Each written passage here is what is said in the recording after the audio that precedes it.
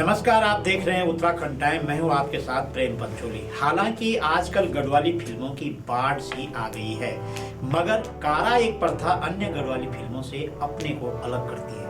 एक सच्ची घटना को जिस तरह से फिल्माया गया, वह सच में चौंकाने वाली बात है।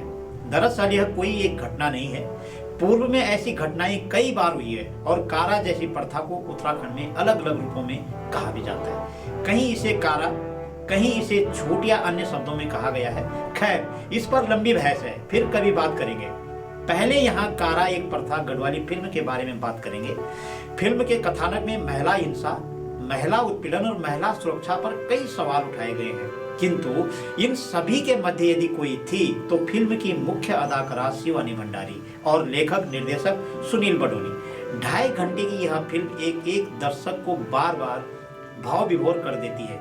एक नायिका के इर्द गिर्द बुनी गई फिल्म की कहानी कई बार महिलाओं की सुरक्षा और समानता पर आवाज उठाती दिखाई दे रही है, जबकि इसी दौरान भारतीय संविधान से अलग स्थानीय नियम, कायदे, कानून महिला की समानता के लिए समाज को आगाह करते दिखाई देते हैं।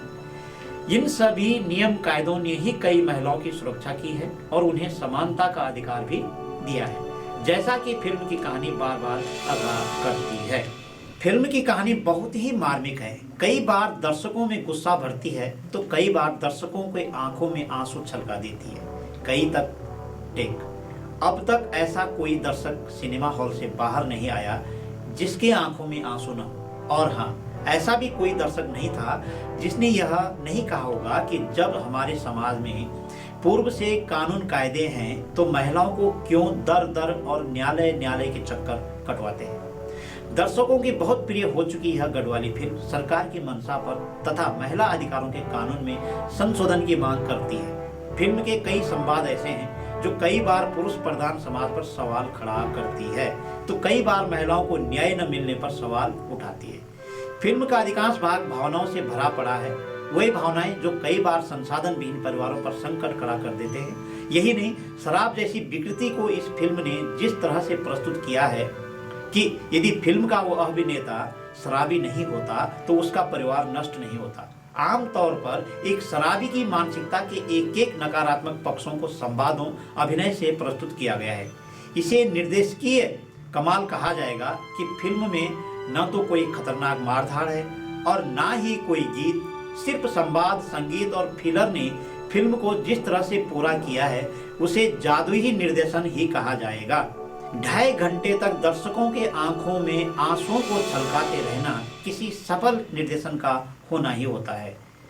फिल्म के कथानक में पुरातन समाज की जो झलक दिखाई गई कि महिलाओं का उस वक्त सम्मान अधिकार था, महिला स्वेच्छा से दूसरी शादी कर सकती थी, कैसे करती थी, क्या करना होता था, क्या वे कानून कायदे थे, जिसे इस फिल्म ने बखूबी दिखाने में सफलता पाई है।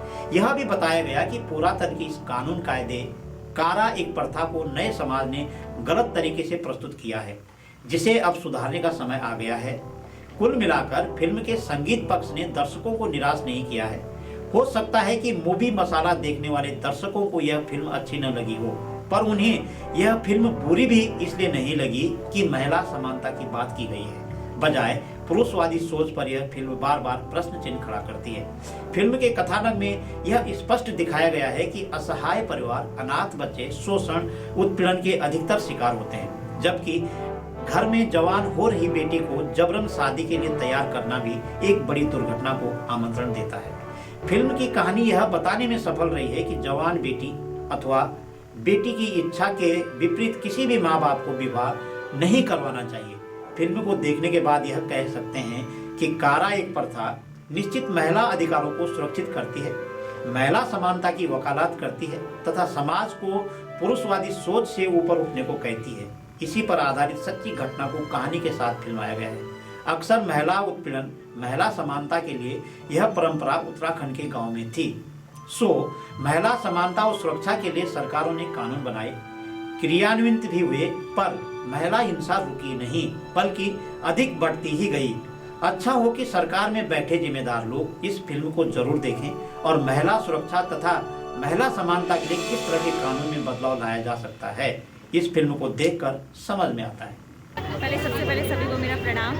और ये मेरी फर्स्ट मूवी है, मेरी डेब्यू मूवी है, तो बहुत अच्छा एक्सपीरियंस रहा मेरा। शुरुआत में बहुत डर रही थी मैं कि कैसे होगा। म्यूज़िक वीडियोस तो काफ़ी की है, पर फिल्म ये मेरी पहली है, तो थोड़ा डर था मन में कैसे होगा कैसे नहीं। स्टोरी सुनी तो बहुत अच्छी लगी, और उसके बाद जब मैंने काम किया सभी ने मेरी हेल्प करी। हमारे director sir Sunil Badoni sir, उन्होंने मेरी बहुत मदद करी है, उन्होंने सिखाया। नहीं, उस पात्र में ढलना, हाँ, वो क्या अनुभव था?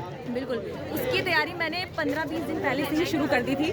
मैं घर में शीशे के आगे अपने डायलॉग्स डिलीवरी करती थी, एक्सप्रेशंस का मैं बहुत ध्यान रखती थी कि किस तरीके से देने, क्या करना है।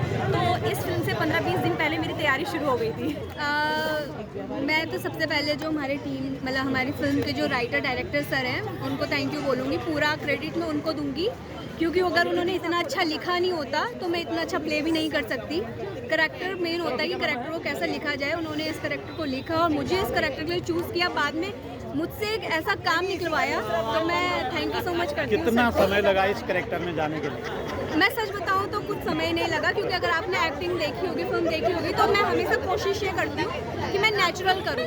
तो मैं जैसे रियल लाइफ में बोलती हूँ, जैसे रियल लाइफ में करती हूँ, मैंने उस फिल्म में भी रियल लाइफ में ही किया है, वैसे ही किया है मैंने डायलॉग। तो उत्तराखंड सिनेमा के लोग बोलते हैं। हाँ, मैं नेचुरली करती हूँ, मैं कभी भी एक्टिंग नहीं करती हूँ। मैं जैसे रोती हूँ, मैं फिल्म में भी वैसे ही रोती हूँ। शुभकामनाएं। Thank you so much sir, thank you. Hero बहुत गंदा। हमारी यह रिपोर्ट आपको कैसे लगी, कमेंट करके अवश्य बताइए। अगली कड़ी में ऐसे ही कुछ खास विषयों पर हाजिर रहूंगा। नमस्कार।